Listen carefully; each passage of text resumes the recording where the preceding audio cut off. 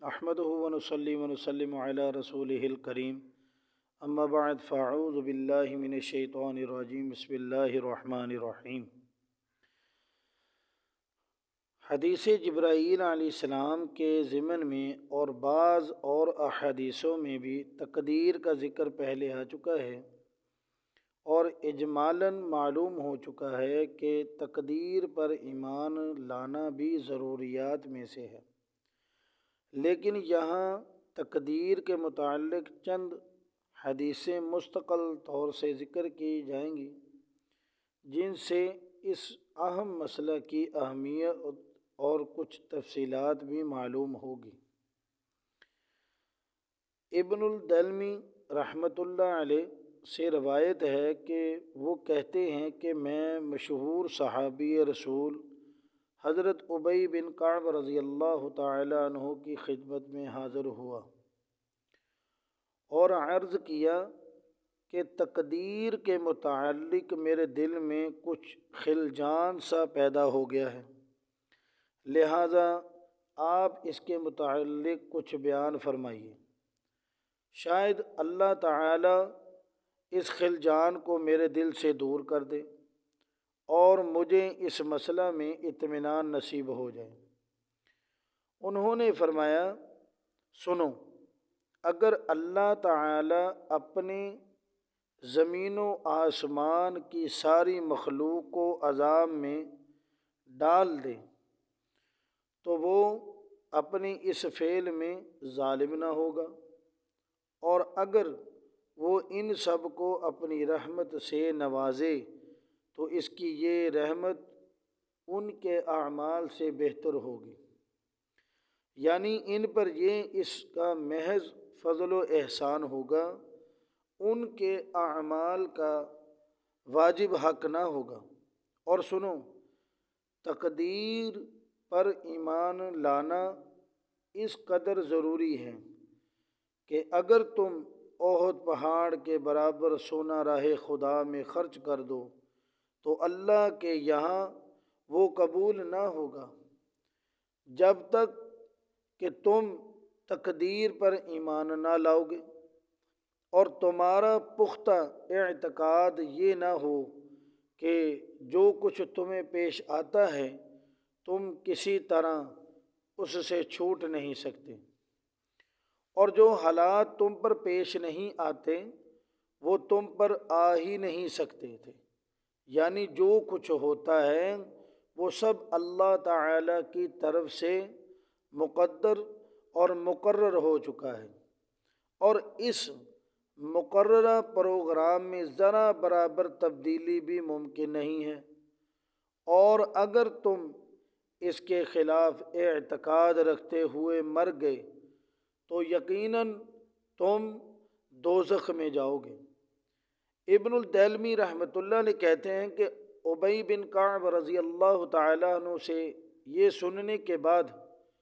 میں عبداللہ بن مسعود رضی اللہ تعالیٰ عنہ کی خدمت میں حاضر ہوا تو انہوں نے بھی مجھ سے یہی فرمایا۔ اس کے بعد میں حذیفہ رضی اللہ تعالیٰ عنہ کی خدمت میں حاضر ہوا تو انہوں نے بھی مجھ سے یہی فرمایا۔ پھر میں زید بن ثابت رضی اللہ تعالیٰ عنہ کی خدمت میں حاضر ہوا تو انہوں نے یہی بات رسول اللہ صلی اللہ تعالیٰ علیہ وسلم کی حدیث کے طور پر مجھ سے بیان فرمائی، مسند احمد، ابو داؤد اور ابن ماجہ۔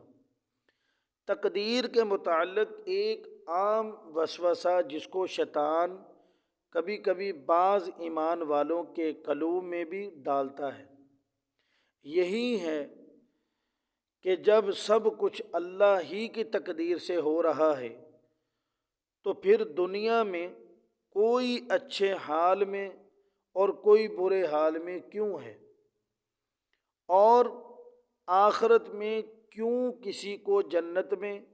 اور کسی کو دوزخ میں ڈالا جائے گا۔ اگر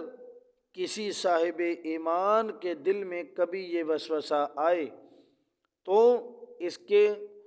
دفع کرنے کی آسان اور مختصر تدبیر یہ ہے کہ اللہ تعالی کو سارے عالم کا خالق و مالک ہونے کی حیثیت سے تمام بندوں اور ساری مخلوقات پر جو کامل اختیار حاصل ہے اس کی یاد تازہ کر لی جائے اور سوچا جائے کہ ایسا لا شریک مالک الملک اور عدم محض سے وجود میں لانے والا خالق و صانع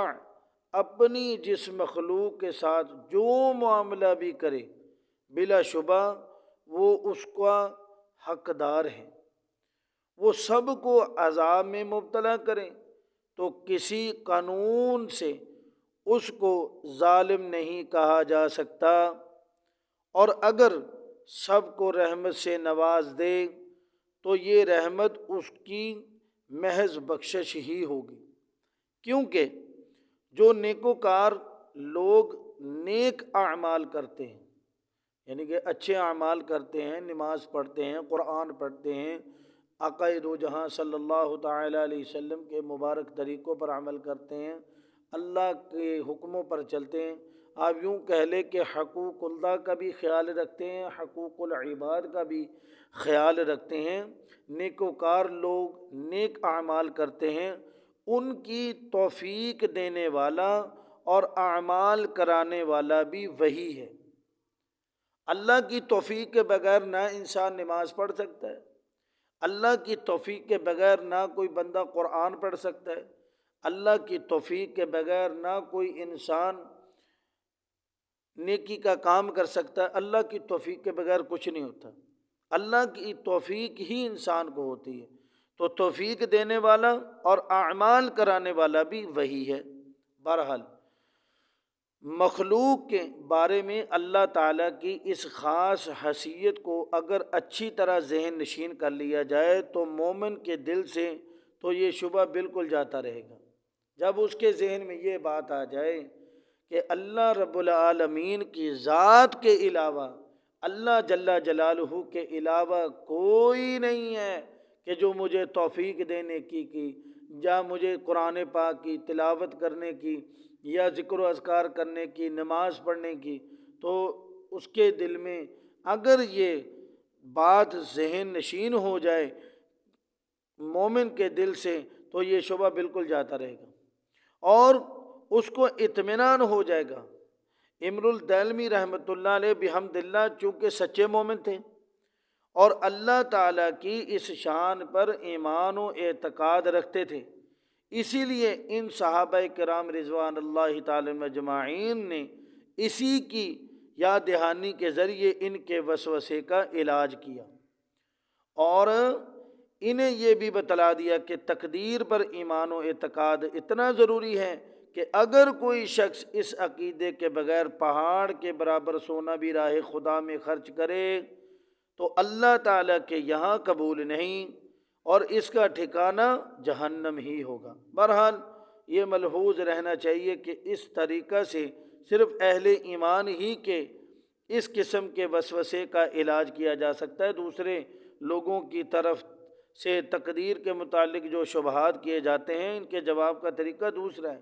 اس کے معلوم کرنے کے لیے علم الکلام کی کتابوں کی طرف رجوع کرنا چاہیے اور مختصر اشارات انشاءاللہ آئندہ صفحات میں کیے جائیں گے۔ اللہ تعالیٰ سے دعا ہے کہ اللہ رب العالمین مجھے اور آپ کو تقدیر پر ایمان رکھنے کی توفیق عطا فرمائے۔ تقدیر کا ماننا بھی شرط ایمان ہے۔